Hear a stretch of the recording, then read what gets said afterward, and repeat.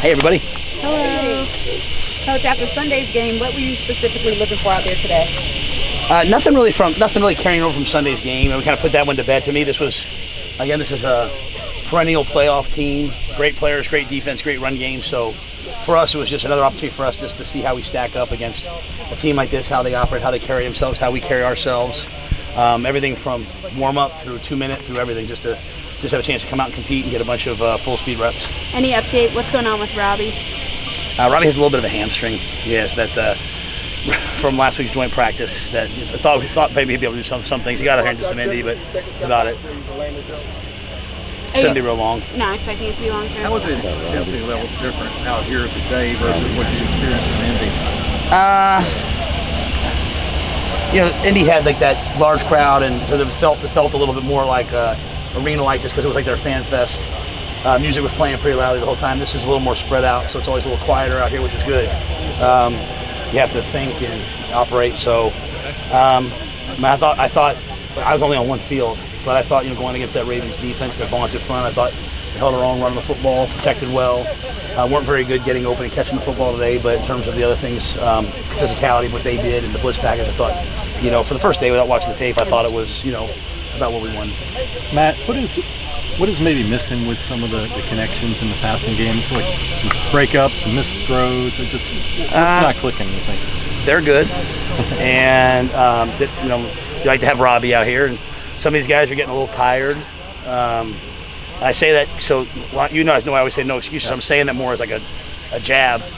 Like a little sun out here today, and all of a sudden, felt a little tired, felt a little sorry for ourselves. And as I told some of our young guys, you don't get to like all the Instagram posts and then come out here and not practice well. What you did last week doesn't matter. So it's about what you did today. So, but Sam was sharp today. He protected himself versus all the blitzes. I thought the quarterbacks were sharp. They put the ball where it needed to be, and some guys had to make some catches. Disappointed in the drops, man. Oh yeah, I didn't like the passing game at all. I mean, I'm just not letting that affect. I was really happy with our front and our backs and our run game and our protection. So that was coming into this what I was like, okay, we'll see how. So that was like a real step forward. I'm really happy about that. The rest of it, that's why you probably saw me gather them up like, hey, this is a game of everyone doing their job. If 9 guys do their job and 2 don't, you lose. So we need everyone to kind of step up. Matt, are you expecting to have Rodney and Reggie be long term or? Robbie should be short term. No, Rodney, sorry. Rodney, I'm sorry. No, you're good. Rodney, I think there was a chance that he was going to be able to do some things tomorrow. Okay. Rodney has 2 career ACLs, so I'm going to be really careful with him. And Reggie's just kind of a chronic deal, so he's hopefully by the end of this week, maybe for the game, but definitely for next week. I think we'll have Reggie back. Okay. How was the cadence today after the false starts last week? It was better. We tried to play some music, simulate some crowd noise. There's still some issues, with the young guys that have to get corrected, and we don't want to take the easy way out and just go on one cadence. These guys will eat you alive if you do that. So we're trying to mix cadences, and we're just gonna keep doing it until we get it right. Matt, where have you seen Sam make the most progress the last 2.5 weeks, and what do you still kind of want to see catch up? I'd say everywhere, to be honest with you. I think he's protecting himself well. He's making the right checks. He takes responsibility when something's wrong. He's protecting the football. I mean, to me, every day that we come out here and he doesn't, he's obviously not getting hit, but every day he comes out here and he doesn't turn the ball over to throw a silly, you're going to throw some interceptions in football, right? But every day we don't throw a silly, hey, I'm going to try to make a play interception. That's a day and a positive for me. And then they get some big throws. I mean, he put balls in guys' hands down the sidelines, and they got to catch it. So that's his job. I'm worried about him just doing his job, and those other guys, they have to do theirs. How do you handle the desire to win every game and be competitive, even in the preseason, and try the same situational football? I just, in terms of like running the ball and protecting the lead Sunday, I know you want to win the game, but how do you balance winning the game and still maybe seeing what you want to see? I want to see us run the ball, so there's no doubt. Like we're gonna play the game the way the game was meant to be played in terms of situationally. Like at the end, we were calling our timeouts, trying to get the ball back so that we could have a chance to go down. They did everything they were supposed to. They took a knee. So I think we're trying to make sure we went back off the tape and coached all the situations there. We got in field goal range, we thought, before the half and then weren't. So I think we're going to do all those things. And really, your ability to function in those situations is important. So I think we're going to do those things. What we won't do is we won't over game plan the games. We're just worried about ourselves right now. Whether you go 3-0 or 0-3, 2-1, 1-2, doesn't really matter. It matters if you're getting better as a football team. So that being said, we want to win. We just want to win without the coaches trying to win the game. We want the players to go out and execute, play well, not have penalties, take the ball away, and win the football game. So that'll be our message this week. Matt, you guys got Denzel back out there today. Were you able to see much out of him? I didn't see him do anything. I just knew he was just going to warm up and do some indies. So hopefully he'll be able to do something more tomorrow. And then is Keith getting close to coming back? I've seen him out here. I think he was in a green yesterday. Yeah. Sorry, I'm hot.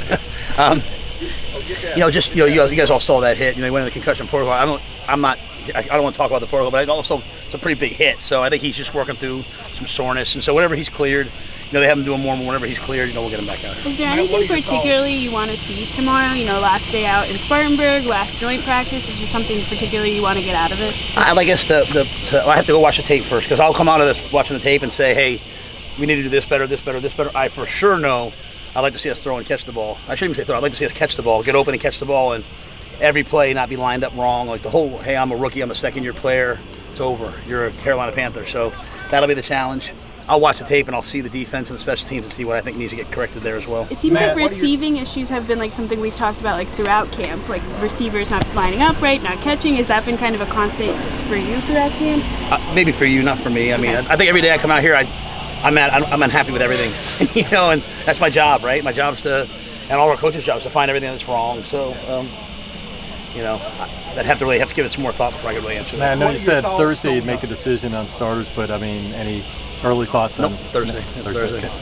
What are your thoughts on the camp experience of coming to Spartanburg for training camp? I've loved it. I've loved being here. I love the town. I love some of the restaurants. But I've loved getting away.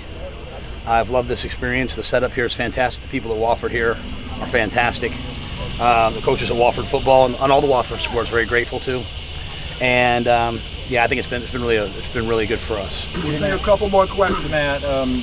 On these joint practices, I wasn't in Indy, so correct me if I'm wrong, but it seems like you normally watch the offense when given a choice. And what goes into the thinking about doing that? I think usually the head coaches go so they can protect their own quarterback with the whistle. So the officials are trying to call it like a game. If you start asking the officials to blow sacks, not blow sacks.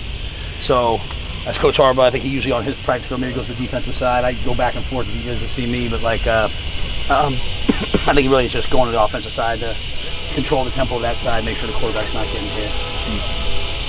Matt, I was curious how you have preparing the team to when you have to face opponent defenders with single-digit numbers, where they're coming from.